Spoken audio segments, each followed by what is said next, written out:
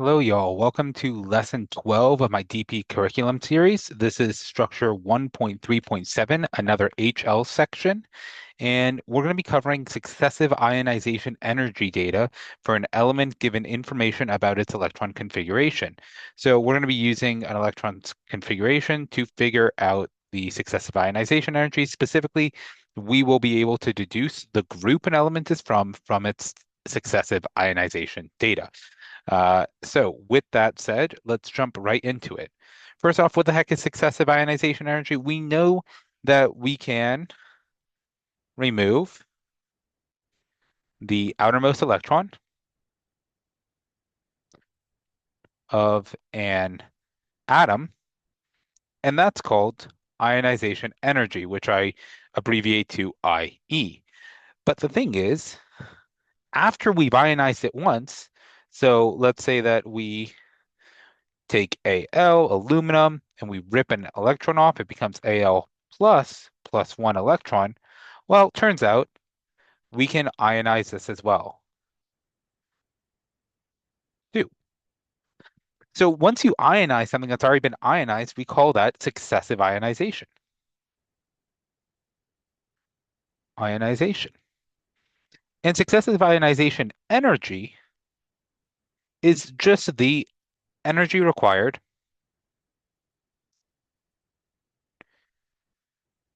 to remove each electron after the first.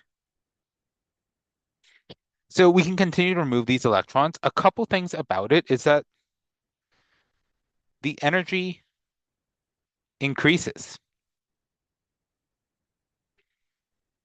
for each additional electron removed. This can be explained because every time we are removing electrons from an increasingly positive ion. So as we remove that electron from aluminum, we get Al plus. Well, that's the first ionization energy. So if we take that aluminum and we continue that example, Al becomes Al plus one electron. That is our first ionization energy.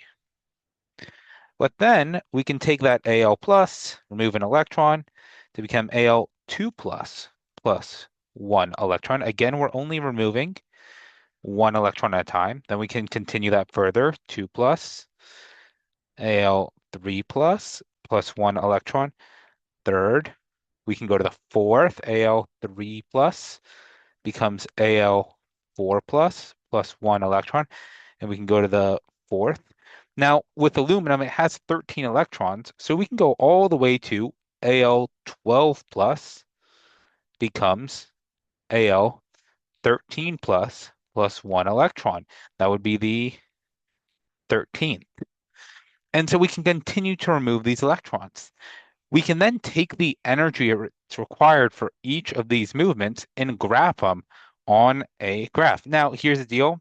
I'm going to draw this graph on pause, and when I come back, so it'll be an instant for you, but it'll be a few minutes for me. After I've drawn this graph, we're going to talk about the base parts. However, I'll tell you right now, I'm going to use a logarithmic scale, log base 10 for ionization energy, just because it increases so much that we need a logarithmic scale to represent it. And on the x-axis, I'm going to do number of electrons removed. All right, with that, I'll see you in a second. All right, so this is approximately the graph for the first 13 ionizations of aluminum, all the way to Al13 plus. As we remove each electron, you'll notice the energy increases. We get this kind of steep gap. Energy increases pretty steadily. Another steep gap. Energy increases. So what do we see with that gap? Well, a couple things that we should first keep in mind is that we generally remove the outermost electrons first.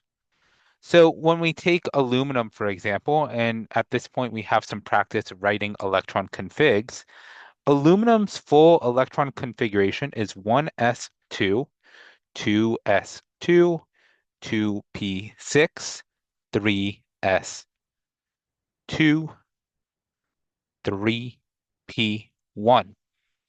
So when we ionize, we can start seeing what each one is. So I'm going to go ahead and start doing some weird highlighting. But one represents this guy. These two are these guys. The P6 and the S2 represent all these guys right here. And then lastly, the 1s2 represent these two up here. So these are these are these, and lastly, this is this. So we start noticing these gaps, and these gaps actually correlate with the energy level. This is n equals 3 electrons. These are n equals 2 electrons. These are n equals 1 electrons. And we can start correlating some of the general increases. The general increase in an energy level can be due to the more positive ion, more positive ion being left behind. So like if we look at our previous example, we start with aluminum, then aluminum plus, then aluminum 2 plus, and aluminum 3 plus. This ion itself is becoming more positive and thus it's harder to remove that electron. And that gives us this general increase. But the big thing to watch out for are these two sections. I think I need a bit brighter of a color. We have these big increases, large gaps slash increases. This is due to the energy level change.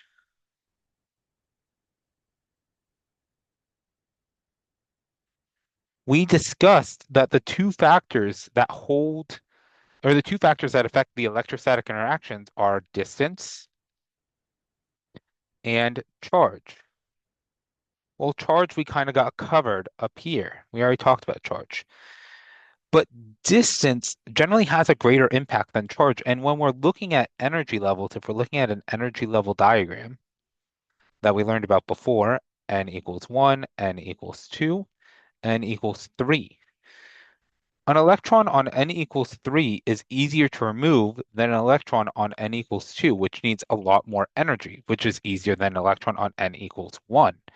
So as we make that gap over there, should be using this, as we make, whoops, as we make these gaps, we are making the change from an n equals 3 to an n equals 2 electron. And that distance that the electron is now much closer to the nucleus means it takes so much more energy to remove. We can start using these graphs to interpret where atoms are and what they exist as. So before we move on to that, let's just look at one other view. In addition to graphical data, sometimes we use tables to represent successive ionization energies.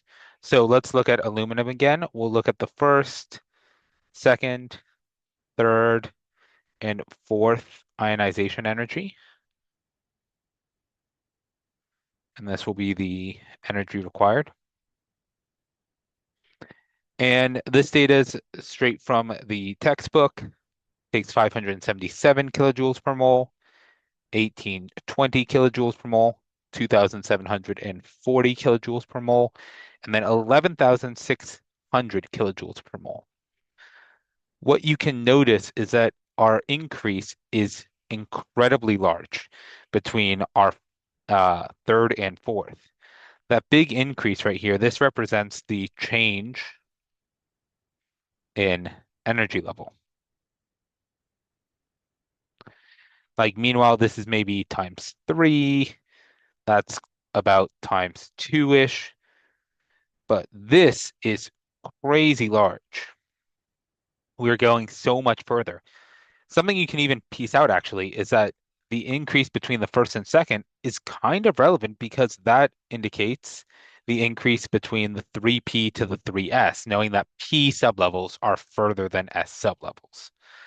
But we can see the much larger increase, the increase by about uh, 7 or 8,000 kilojoules comes from there. So yeah, instead of doing multiplication, let's generally talk about how much. This is like plus 1,000. This is like plus 1,000. A little more linear that way. And then this is like plus 8,000. So it's a crazy increase. All right. So with that said and done, the best way to practice it is with some examples. So I'm going to go ahead and load in a couple examples here. And these are from the text as well. So we're going to just work through this problem. If you want to try and work through yourself, please do. But I will just be going through it right now. All right, so figure 3 shows the successive ionization energies of an element. So we notice a couple things. We have our straightaways and then our gaps. So A, how many occupied energy levels does this contain? Well, this is part of an energy level, so I see 1, 2, 3, 4 energy levels.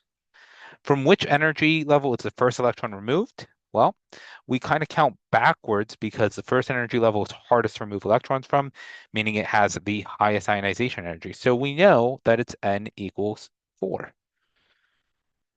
To which group of the periodic table does the element belong? Well, we'll need a periodic table for that, so we'll insert one of those as well. So if I look at my periodic table, I know we're looking at energy level 4. And we only have one electron in energy level 4 before we move to 3. So we know that we're looking at potassium, which is group 1. So group 1. And what is the identity of the element? Well, that's easy. That's potassium. Another dead giveaway is it only has 19 electrons, and potassium is also got 19 electrons as a neutral atom. That is not always correct because you may not get all the electrons removed. They may just give you a small section of the graph and ask you something about it. But in this case, they gave us every single electron being removed. All right, moving on to number 2 of these practice problems. We have a table now. And we see that data for the successive ionization energies of an unknown element is shown in this table. Deduce how many valence electrons the unknown element has and which group the periodic table belongs. Let's talk about valence really quick. These are just the outermost electrons. Specifically, the ones are on the uh, outermost energy level. So back with our aluminum example, we had the 3s2, 3p1. The for this level is 3, so 2 plus 1 is 3 valence. Anyways, we don't really need to worry about that right now. So we're going to look at this. So we have to figure out where we see the big jump. 590 to 1145 is about plus 500. This right here, 1145 to 4900 is about plus 4,000. Then about 5,000 to 6,400 is about 1,500.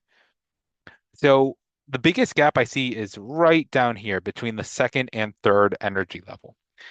That tells me that if I were to graph this, I would go 1, 2, boop, 3, 4, and I would have that big gap right here, meaning that we have 2 in our outermost energy level. So I would say this is going to be group 2. Now, uh, that tells me a couple things. One, we know that the group is group 2, and if it's group 2 and only has 1, 2 outermost energy level or outermost electrons, it has also 2 valence electrons. So the answer is 2 and 2. Uh, just a fun little aside before I let you go today. Generally, when you're looking at the periodic table, and I'll come back up to this periodic table here and I'll zoom into it. Everything in the first column usually has one valence electron, two valence electron. We skip over the transition metals because they don't really follow a nice trend. Then 13 has three valence electrons, 14 has four, five, six, seven, eight, with the exception of helium, which only having two protons and two electrons actually has two. That's kind of why I talk about it here as 1s2, the addition to hydrogen. Anyways, with that all said, hopefully this helped, and hopefully you can have a great day. Bye.